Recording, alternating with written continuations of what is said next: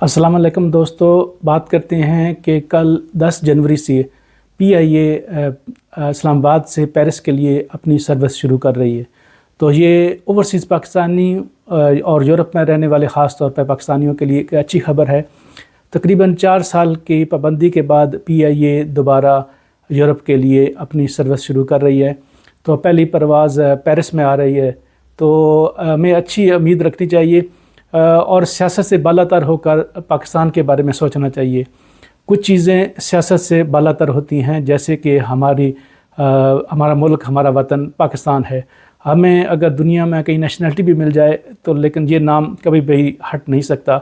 तो आपने कहाँ पैदा होना है, किस मुल्क में पैदा होना है, किस जगह पैदा होना है, इसका फ़ैसला आप नहीं करते, बल्कि इसके लिए अल्लाह ताला ख़ुद फ़ैसला करता है। तो अल्लाह की रज़ा में हमें खुश होना चाहिए कि हमें अपने मुल्क से मोहब्बत है, मुल्क के निज़ाम से इख्तिलाफ़ है, कुछ इदारों से इख्तिलाफ़ है, लेकिन अपने मुल्क से नफ़रत हरगिज़ नहीं है। तो पाकिस्तान की कोई भी खुशी, कामयाबी हमारे लिए बाइसे फ़ख्र है। तो ये एक अच्छी चीज़ है। ये भी एक वज़ीर की गलती थी कि PIA पर पाबंदी लगी, क्योंकि इस तरह उसको बयान नहीं देना चाहिए था।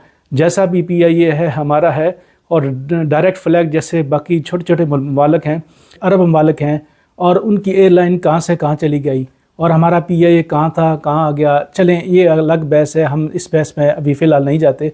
तो क्योंकि एक अच्छी खबर है और मुस्बत चीज़ों के बारे में बात करते हैं। तो डायरेक्ट फ़्लाइट से फ़ायदा बहुत से पाकिस्तानियों को हो सकता है। आपने देखा कि बाज़ औक़ात अगर किसी को घर में इमरजेंसी हो, अगर कोई स्पेन में हो, इटली में हो, यूनान में हो, जर्मनी में हो, स्वीडन में, डेनमार्क, नॉर्वे, तो अगर उसको कहीं किसी भी अपने शहर से डायरेक्ट फ़्लाइट मिले तो बाज़ औक़ात इमरजेंसी में जाना पड़ता है।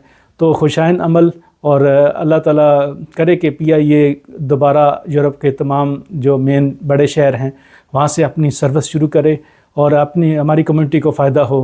तो बड़े अरसे के बाद, 4 साल के बाद अच्छी खबर मिली है, और उम्मीद करते हैं कि इंशाअल्लाह PIA जो है वो कम से कम यूरोप में जो उसके पुराने अपने रूट थे उस पर दोबारा बहाल होगी, और ये एक पाकिस्तानी कम्युनिटी के लिए एक तोहफ़ा है। तो 10 जनवरी दोबारा जो है यूरोप के अंदर पाकिस्तानियों के लिए एक अच्छी खबर ला रहा है।